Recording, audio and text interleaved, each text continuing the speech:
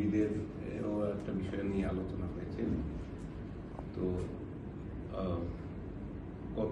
Basically হলো দুটা বিষয়। আর আরেকটা বিবিতে যেটা আলোচনা হয়েছে, আমরা একটা 10-12 ফেস্টিভ্যাল যেটা আছে না, আমরা এটা করার একটা সিদ্ধান্ত নিয়েছি, মানে এইজ ভিত্তিক একটা ঢাকার বিভাগ নিয়ে।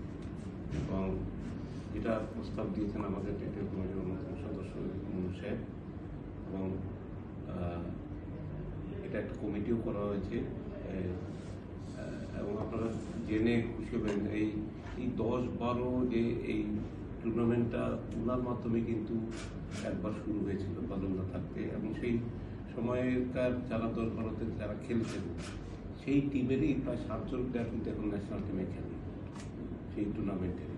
যেমন হৃদয় কিংবা ফাহিম, এরা কিন্তু তার ওই টিমেরই প্রোডাক্ট।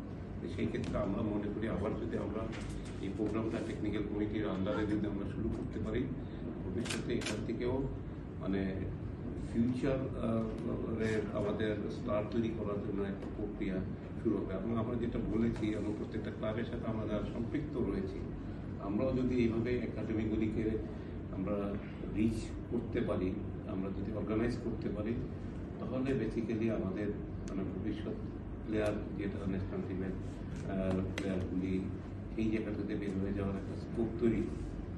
আর আমাদের আজকে বাফুফের টেকনিক্যাল কমিটির মাধ্যমে টেকনিক্যাল ডাইরেক্টর সিদ্ধান্তের বিষয় ছিল, আমরা সেই সিদ্ধান্তটাও নিয়েছি। এবং বাফুফের টেকনিক্যাল কমিটির আওতাধীন বিভিন্ন কোর্স শুনব, এবং যেটা আমরা প্রতিনিয়ত আমরা আয়োজন করে থাকি, সেটারও একটা সিদ্ধান্ত হয়েছে। টোটাল সারা বছরের একটা ক্যালেন্ডার। আর এই পাশাপাশি মানে একাডেমিগুলিকেও কীভাবে আমরা এই একাডেমি অ্যাক্রেডিটেশন একটা স্কিম আমাদের আছে টেকনিক্যাল কমিটির মাধ্যমে, সেটারও একটা ক্যালেন্ডার আছে। টোটাল বিষয়গুলি নিয়ে এখানে আলোচনা হয়েছে এবং সিদ্ধান্ত হয়েছে। আমাদের এখানে আমাদের ডিজি জাফর নিয়ে একজন রিনাউন্ড মানে মহিলা সংগঠকও বলা চলে। উনি গার্লস গাইডের সারা বাংলাদেশের সাধারণ সম্পাদক হিসেবে দায়িত্ব পালন করেছেন আমাদের টেকনিক্যাল কমিটি। ওনার বাবাকে আপনারা চিনবেন, ওনার বাবা আবার ফিফা রেফারি ছিল আমাদের। হ্যাঁ, নামটা বলেন আপনি, ওনার বাবার নাম বলেন। মফিজুল হায়দার চৌধুরী। মফিজুল হায়দার চৌধুরী সাহেবের মেয়ে, নোয়াখালী জেলা ক্রীড়া সংস্থার সেক্রেটারি ছিলেন দীর্ঘদিন যাবৎ। নোয়াখালী জেলা ক্রীড়া সংস্থা সেক্রেটারি ছিলেন উনি। আমাদের এই কমিটিতে আছেন আমাদের উত্তম এক্স প্লেয়ার।